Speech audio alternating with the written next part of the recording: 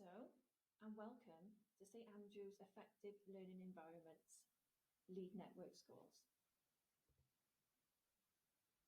During this presentation, I will talk about effective learning environments, and the photographs you'll see will be predominantly from our school, and we will share all the different lovely things that we have in the environments for the children to support their learning and development.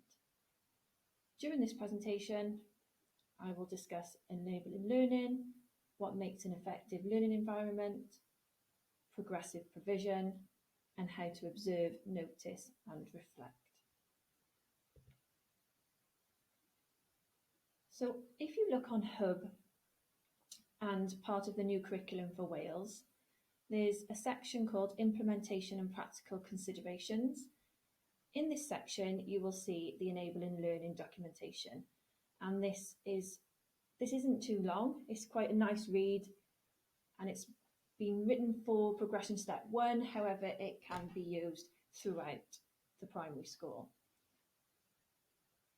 The enabling learning document talks about the enabling adults, engaging experiences, and effective environments, and the key principles essential for holistic and meaningful learning for all children start with skillful, observant, and interested adults who provide authentic and engaging experiences in effective, exciting environments. And our role is to use our observations to plan experiences and environments that are meaningful and relevant to children's interests. So what makes an effective learning environment? When practitioners consider not only the physical spaces, but also the emotional climate that supports learners to achieve their potential. An effective learning environment will provide a wide and varied experiences that allow learners to express themselves physically, creatively, and imaginatively, and allow them to follow their interests independently or with others. So, physical spaces. When thinking about your classroom and your physical space, consider the layout and the pathways, the authentic open-ended resources, the accessibility, how children can be independent in this area, and the variety you offer.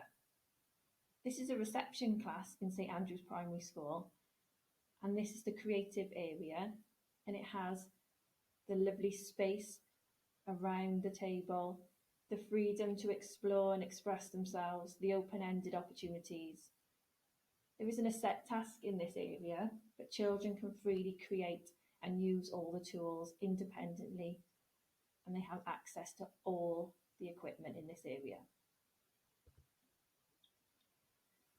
Physical spaces are also very authentic, so use authentic resources, enough to make play purposeful.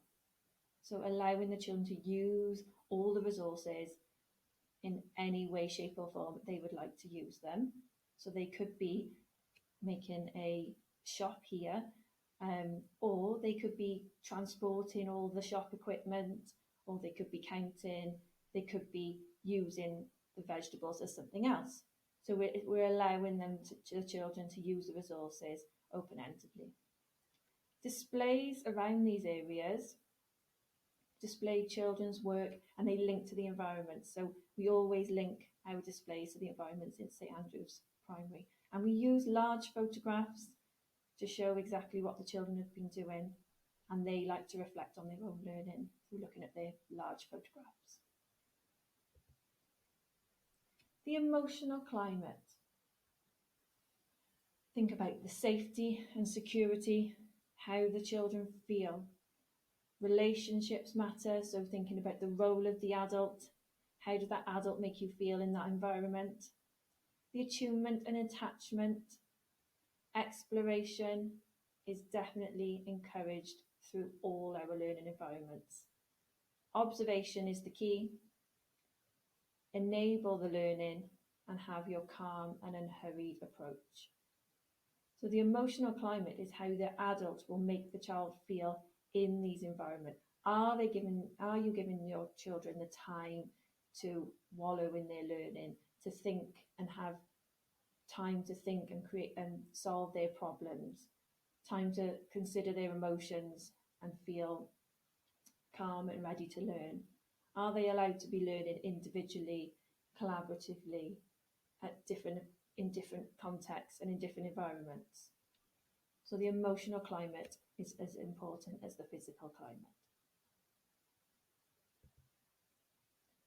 So enabling learning curriculum for Wales an effective environment, values all learners, reflects all children's culture and communities, responds to individual interests and needs, reflects the holistic development needs of children, has stimulating resources and spaces inside and outdoors, provides rich learning opportunities and supports children to take risks and explore. So lots of this has come from the Enabling Learning documentation, which is definitely a worthwhile document to be using in your school. So enabling environment should celebrate and value diversity and demonstrate inclusivity. Community Playthings has a wonderful article about this, and I've taken some parts of the article now in this section. It's vitally important that children can see themselves and their family reflected in play resources, visual images and books. Good practice includes reviewing the messages given by all resources and experiences you offer. You have a responsibility to extend young children's understanding beyond their own backyard. Play materials, books and other resources can be offered in a constructive way by reflecting on how young children learn about culture and cultural identity. Resources for pretend play can be inclusive in terms of cultural diversity, dolls and small world figures, dressing up clothes or the home corner equipment. All materials should be offered with equal respect as part of somebody's normal life. Children welcome experiencing food, music or dance forms that reflect their own family and neighbourhood experiences. Early childhood is a good time to offer opportunities that enable children to stretch beyond the familiar.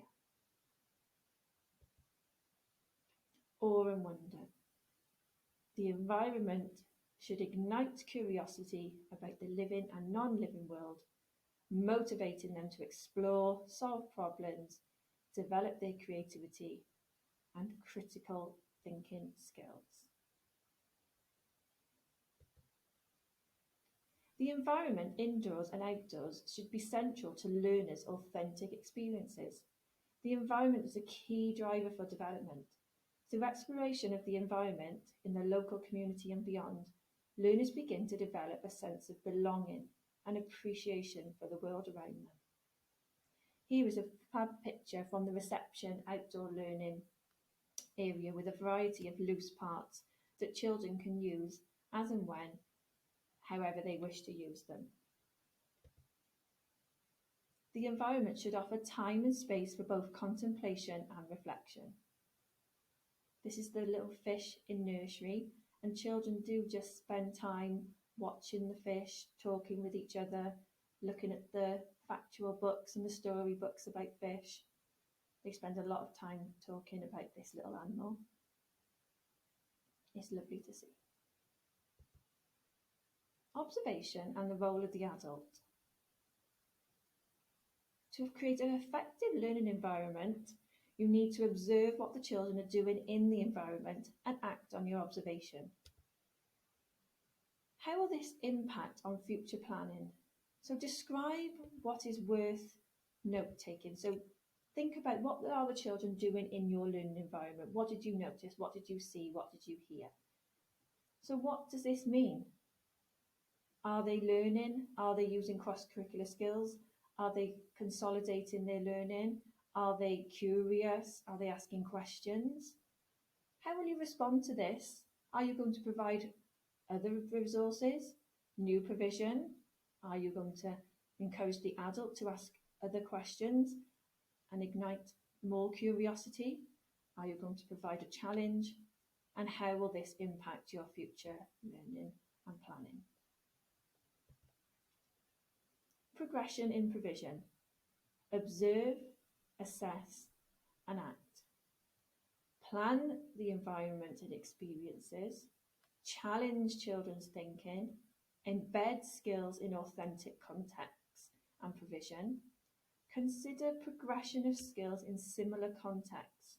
Role-play, block play, creative area, book corners. Provide appropriate resources. Know next steps in development and know the why and advocate well.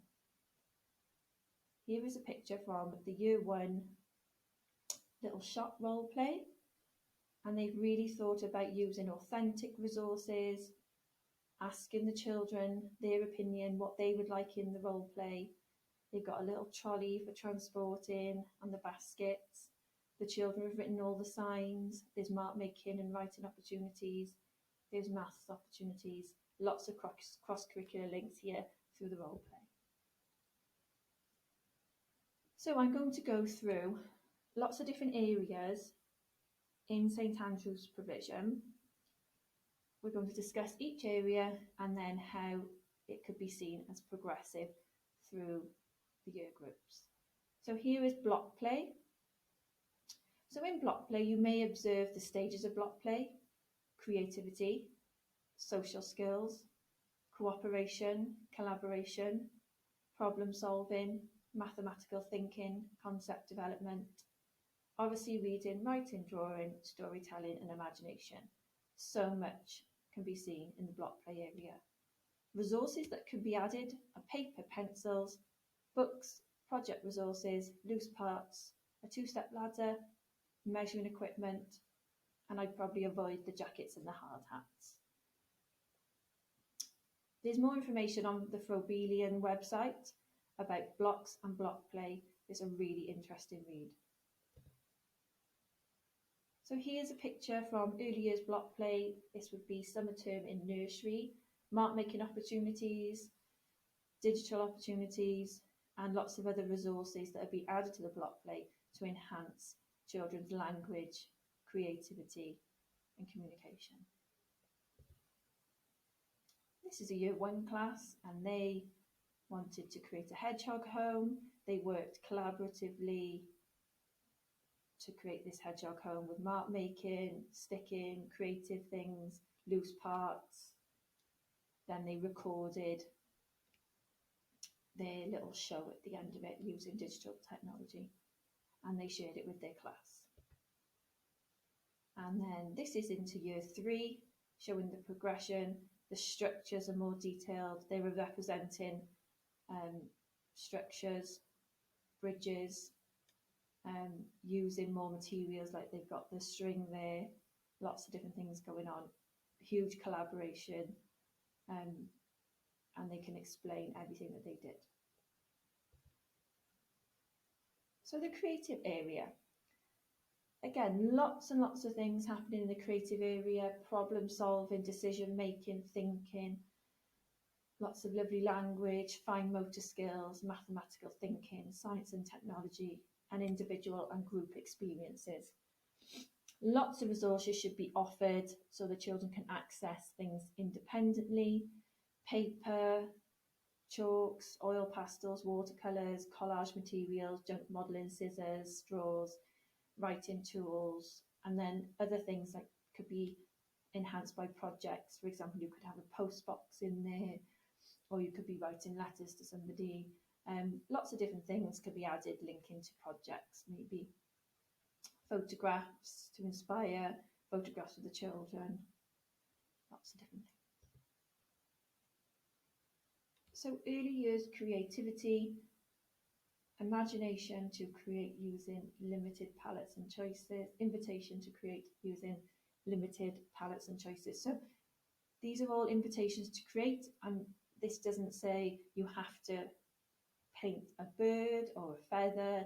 This is just giving carefully selected resources to explore, and you can see that the children have explored and mixed the paints and they're just exploring colour.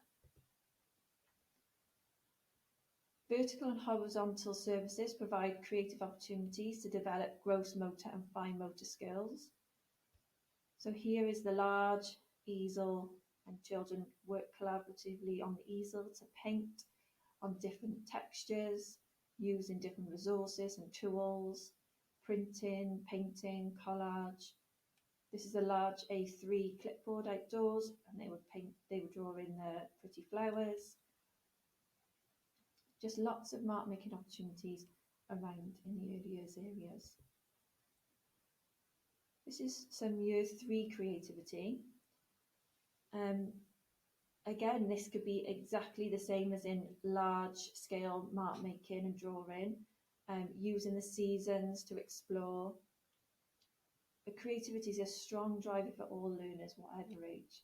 And you can see the difference in marks and representation of the seasons. Children will naturally progress in these areas with all these tools on offer daily for everyone throughout all year groups. Loose parts.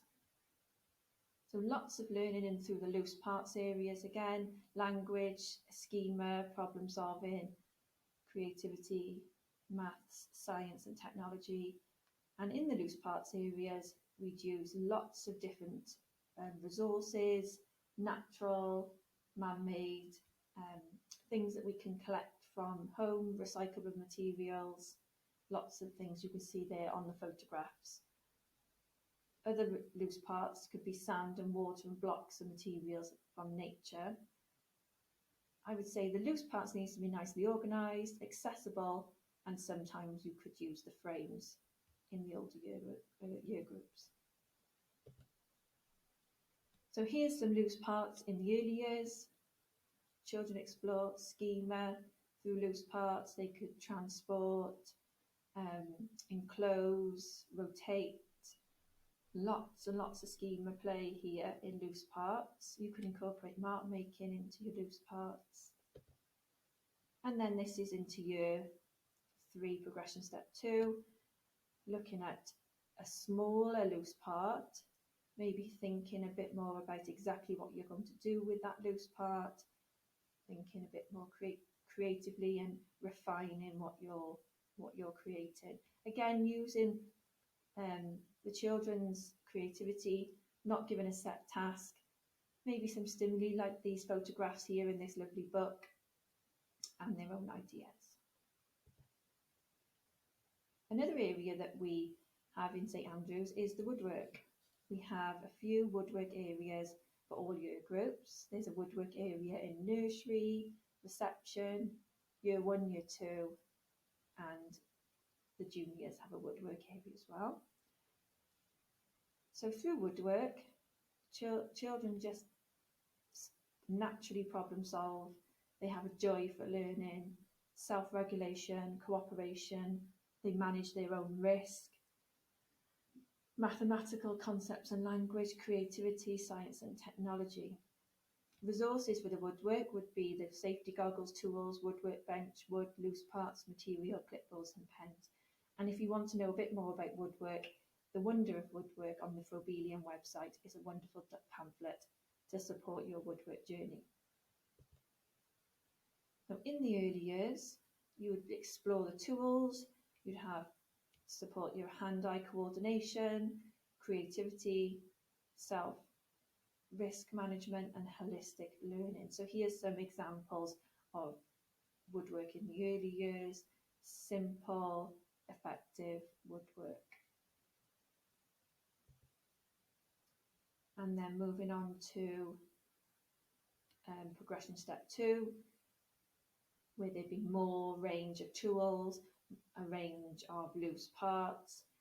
Children naturally want to make something, but they're open-ended. They're allowing children to either just be creative or making something of their own choice in the environment. So we do offer woodwork as part of our provision, not as a set topic or project. It is part of our everyday provision.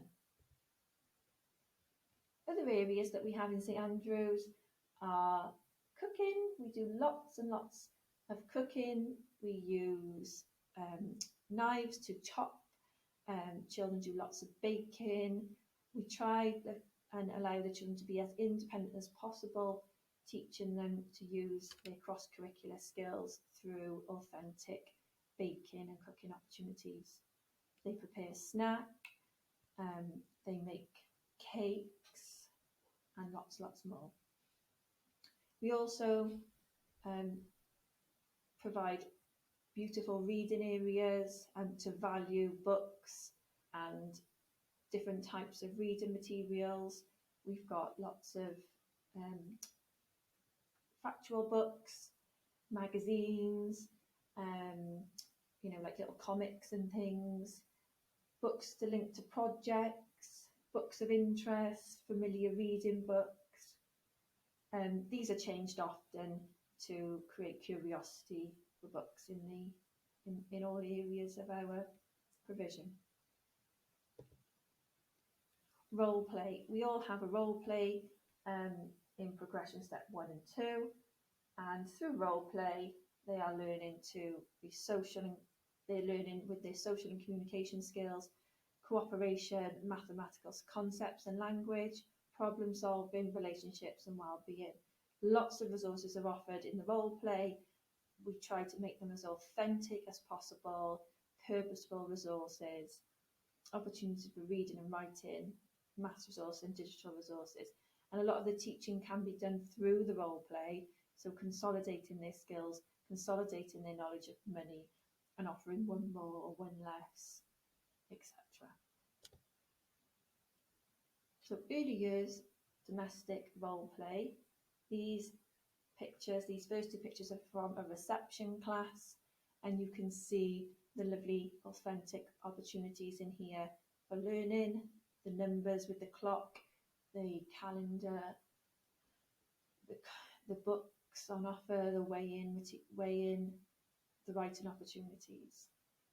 This is the Tiger That Came to Tea in nursery, and they're using real china tea set for the Tiger That Came to Tea.